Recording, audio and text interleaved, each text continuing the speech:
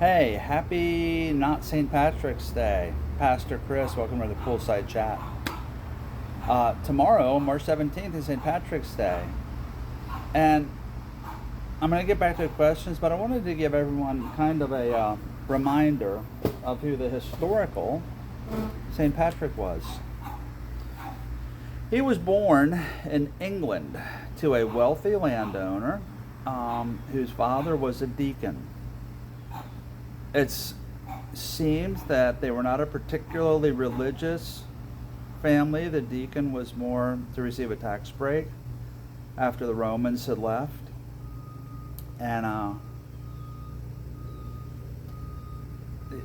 today we would call them, they're kind of like, Sunday church people. Check a box.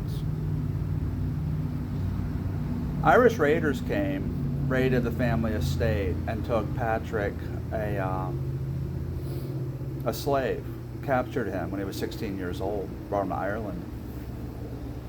Commonly thought that as a slave he was a shepherd, which is a lonely life. And during this time, when he was in captivity 6 years, he turned to his religion, turned to his faith. And after 6 years in captivity, he had a vision that it was time to leave, so he escaped slavery, went to the Irish coast, and went back to England. He had another vision from God telling him to go back to Ireland and minister to the people there, minister to the few Christians that were there, and evangelize, bring the Irish to faith in Christ. So he studied, became a priest, and went back to Ireland. Ireland at this time, there were a few Christians there, but there were still many pagans who would worship earth and look for favor from the gods. The kings were still around, the ancient kings. And he did it. He evangelized Ireland. It said he brought Christianity to Ireland. He certainly expanded Christianity in Ireland. He established churches, established monasteries, and he did a lot for the name of Christ. So there are lots of legends. The Irish people, if we're nothing, were great storytellers. There were legends and stories. It was an oral history, an oral culture. We tend to go on for a long time. We tend to embellish. And we will tell a good story.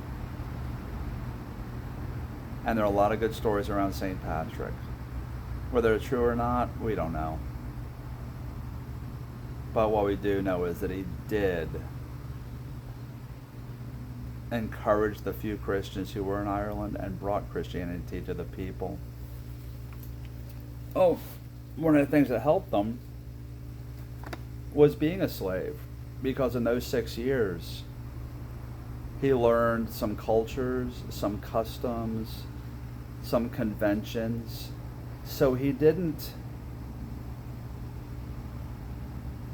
throw it all out and tell them they were sinners, but he used the culture and customs and conventions and their pagan worship, some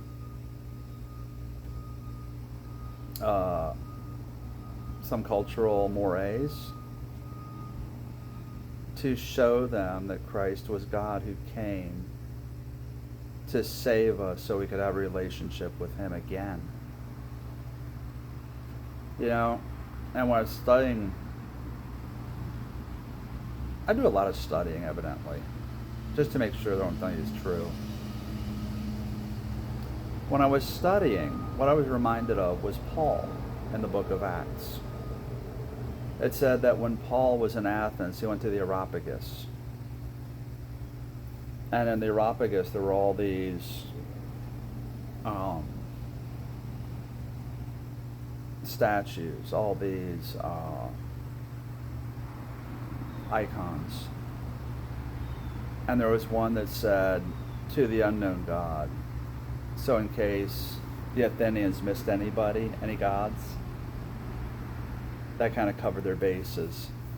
And Paul didn't tell them they were sinners, but he used it to show them who Jesus Christ was. That's what Patrick did.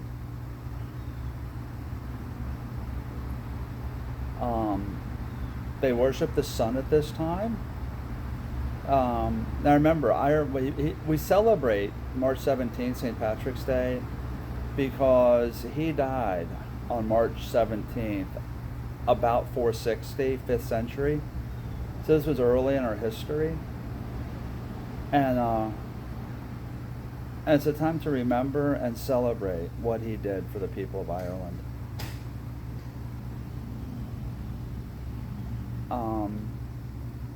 The Celtic cross.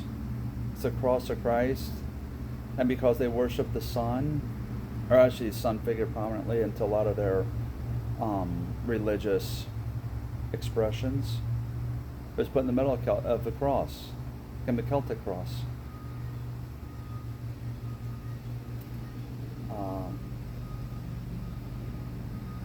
So that's who Patrick was. And he's been celebrated ever since, 5th century. Because he did a lot. And he should be celebrated. There were parades. There were also remembrances. It was not like it is today. But it was to remember what St. Patrick did for the Irish people. Interesting thing, which I did not know until I was researching this year. He's never been canonized as a saint by the Catholic Church. I did not know that. Little fun fact. But everyone knows him as St. Patrick.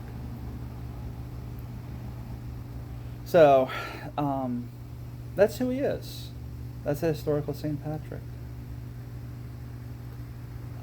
Take time to remember, because there were some great, great church fathers, saints, Paul,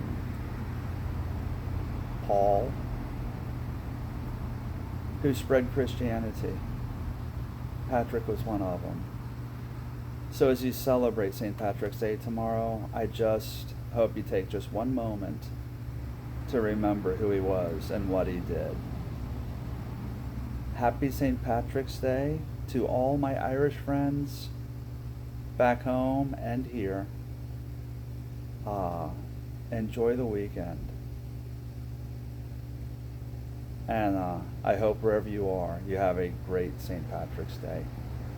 I'm Pastor Chris. Keep bringing your questions. Facebook, YouTube, Rumble, at FL Compass Church. And you will see how Instagram is going to go. We're going to have little